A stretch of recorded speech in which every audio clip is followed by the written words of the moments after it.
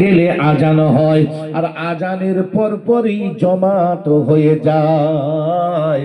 আল্লাহ যাদের হাসপাতালে নিয়ে যাবে, উমরা করতে যারা যাবেন, আপনি মক্কা মদিনায় গেলে দেখতে পাবেন মসজিদে নববী এবং মসজিদে হারাম, কাবা শরীফের মসজিদ আর নবী পাকের মসজিদ, এই দুটো মসজিদে আজান হওয়ার সাথে সাথে জমাত হয়ে যায়।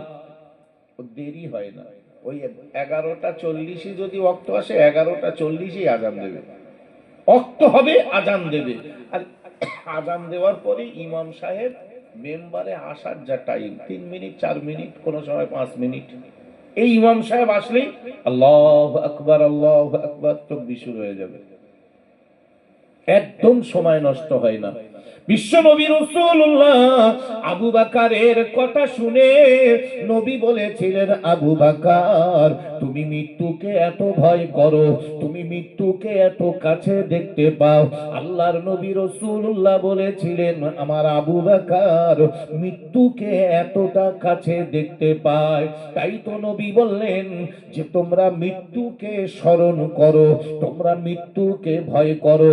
যে ব্যক্তি প্রতিদিন 4 থেকে 5 বার মৃত্যুকে ভয় করবে, ওই মানুষটা কোনোদিন মিথ্যা কথা বলতে পারবে না, চুগলখড়ি করতে পারবে না, রাহাজানি করতে পারবে না, বাটপারি করতে পারবে না, পরনিন্দা করতে পারবে না, পরচর্চা করতে পারবে না, সুদ খেতে পারবে না, ঘুষ খেতে পারবে না, পরের ফাঁকি দিতে পারবে না, ওজনে কম দিতে পারবে না, ভেজাল মাল দিয়ে মানুষ ঠকাতে পারবে না। কারণ সে তো শুধু ভাবছে এই যে ডান দিকে কাত হয়েছি, বাম দিকে কাত হওয়ার আগেই মরে যাব, এই চিন্তা।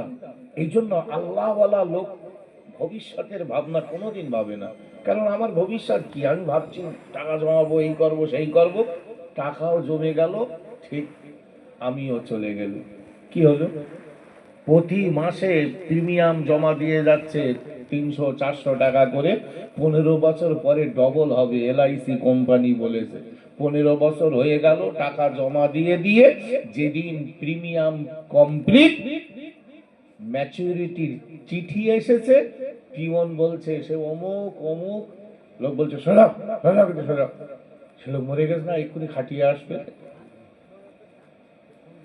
তোমার 15 বছরের ম্যাচুরিটি হলো, আর আল্লাহ বলল চলে আয়, টাইম হয়ে গেছে। তাহলে কি হলো লাভ? এই জন্য আল্লাহওয়ালা লোক যারা, তারা ভবিষ্যতের ভাবনা ভাবে না। কারণ আমি এই এখানে বসে আছি এইটা আমি জানি, ভাই এখান থেকে স্টেজ থেকে নিচে নামবো এই জানা আমার আর আছে? মাওলানা হাবিবুর রহমান আমডাঙ্গায় বাড়ি, এখানেও অনেকবার জলসা এসেছে, এই গাঙাটি সওয়ানি জলসা করেছে, আমি ওনার সাথে জলসা করেছি। হাবিব দেখেছেন তো, মানুষটা ইন্তেকাল করে, জানেন তো উনি ইন্তেকাল করেছেন। এরম স্টেজে ওয়াজ করছিলেন, এরম ওয়াজ করতে করতে ওনার প্রচন্ড সুগার ছিল, এরম মানে ওয়াজ করছিলেন, এরম ওয়াজ করতে করতে করতে করতে এরম মানে কথা বলতে বলতে কথা গ্যাং লেগে এরম কাত হয়ে পড়ে গেছে। ধরাধরি করে তাড়াতাড়ি করে ও লোকের বাড়ি নিয়ে যাচ্ছিল, যে বাড়ি নিয়ে যাই, হসপিটালে নিয়ে যেতে হবে। বাড়ি নিয়ে যেতে যেতেই মানে ওখানেই মানে ওই স্টেজেই পড়ে গিয়েছিল, আর জ্ঞান আসেনি, বাড়ি পর্যন্ত যেতে পারিনি, এর মধ্যে ইন্তেকাল হয়ে গেছে। কি, এর নাম তো মৌত। এই যে এখানে বসে আছি এইটা আমি জানি, ভাই এর সামনে আর কিচ্ছু আমার জানা আছে? এই জন্য কোন ইমানদার, কোন আল্লাহওয়ালা মানুষ ভবিষ্যতের চিন্তা করে না। কারণ ভবিষ্যতের সব খবর আল্লাহ জানে, আমি কিচ্ছু জানিনি।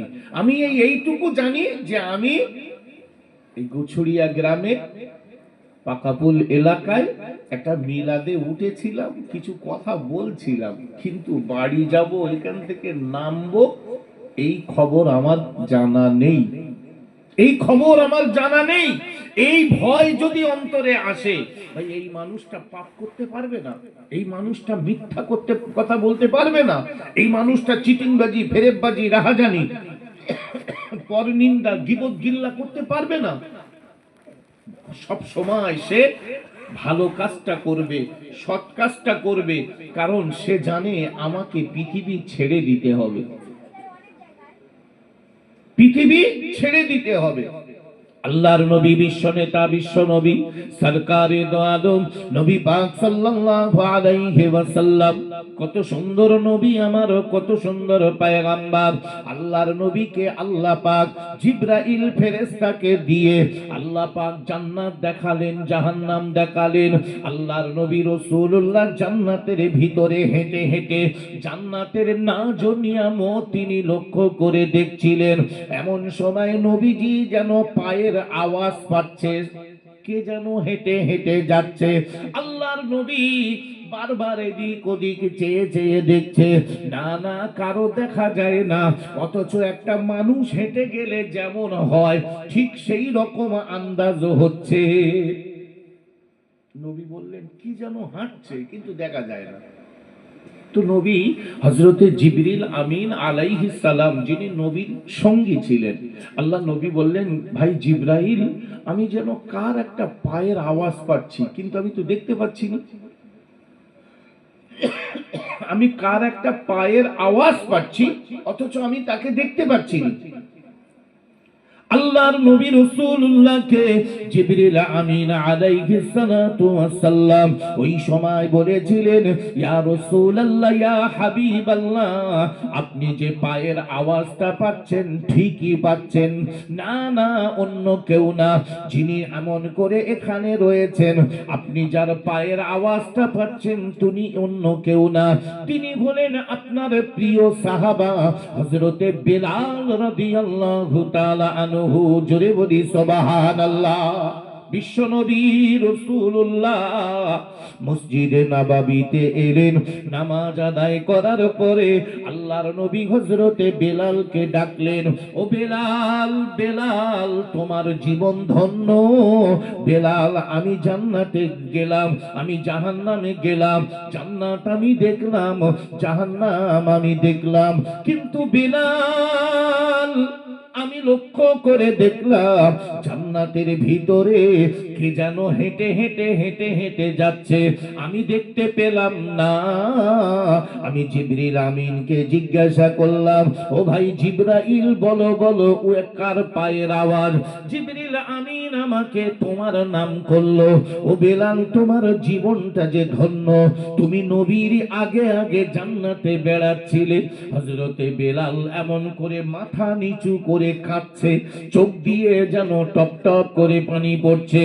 আল্লাহর নবী রাসূলুল্লাহ জিজ্ঞাসা করলেন, বেলাল, ও বেলাল, বেলাল রে, আল্লাহ তোমাকে এত বড় নিয়ামত দান করেছে, আল্লাহ তোমার জীবনের এত বড় উপহার দিয়েছে, তুমি বেঁচে থেকেও জান্নাতে তুমি ঘোরো, ও বেলাল একটুখানি বলো না তুমি এমন কি আমল করো যে আমলে আল্লাহ পাক আল্লাহ তাআলা তোমাকে এত বড় একটা সম্মানের অধিকারী করেছে। বেলাল, কি এমন আমল করো তুমি যে আমলে আল্লাহ তোমার উপরে এত খুশি হয়ে গেছে, যে আমলে তোমার উপরে আল্লাহ এত রাজি হয়ে গেছে যে আল্লাহ তোমাকে নবীর আগে আগে জান্নাতে মানে ঘোরাচ্ছে, কি আমল করো তুমি? হযরতে বেলাল রাদিয়াল্লাহু তাআলা আনহু ওই সময় বলেছিলেন, ইয়া রাসূলুল্লাহ, হুজুর আমি বেলাল, আমি এমন কিছু আমল করতে পারি না, আমি কি করে আমল করতে হয় সব ভালো জানিও না, তবে হুজুর আমার শুধু মনে হয় কখন মউত আসবে আমি জানি না, কখন আমার মরণ হবে আমি জানি না, আমার মরণটা যেন অজু অবস্থায় হয়, এই চিন্তা করে আমি বেলাল, আমি কখনো বিনা অজুতে আমি থাকিনি, আমি পেশাব ফিরলে অজু করে নেই, পায়খানা ফিরলে অজু করে নেই, আমার অজু ভেঙে গেলে অজু করে নেই, আমি সকাল দেখি না, বিকাল দেখি না, সন্ধ্যা দেখি না, রাত দেখি না, অজু ভাঙলেই অজু করে নেই, আমি কোনো মুহূর্ত বিনা অজুতে আমি থাকি না, এমনকি রাতের বেলা ঘুমাতে গেলেও অজু করে ঘুমাতে যাই। ইয়া রাসূলুল্লাহ, ইয়া হাবিবাল্লাহ, হুজুর আমার শুধু মনে হয় কখন মউত আসবে আমি জানি না, কখন আমার মরণ হবে আমি জানি না। ওই সময় যদি আমার ওযু না থাকে, আমাকে যখন গোসল দেওয়া হবে, আমার তো কুলি করাতে পারবে না, আমার ভালো করে নাকে পানি দোয়াতে পারবে না, আমার ভালো করে ওযু অন্য করে দিলে হবে না। সেই জন্য ইয়া রাসূলুল্লাহ, ওই ভয় করে আমি সর্বসময় ওযু করে থাকি। সুবহানাল্লাহ, সুবহানাল্লাহ। ভাই কথাটা শুনলে মনে হবে ওযু করে থাকে, কত সহজ। আপনি করে দেখেন, একবার আমল করে দেখেন, যে আমি একটু চেষ্টা করে দেখি, অত সহজ না। আমরা তো যেখানে পেশাব লাগে সেখানে করে দিই, তাতে পানি থাক আর না থাক, যেখানে অজু ভাঙলে ভাঙলে অসুবিধে নেই। আমরা অজু করি, সেই নামাজ পড়ার সময় একটু করি, আর ওই কোরআন শরীফ পড়ার সময় একটু করি।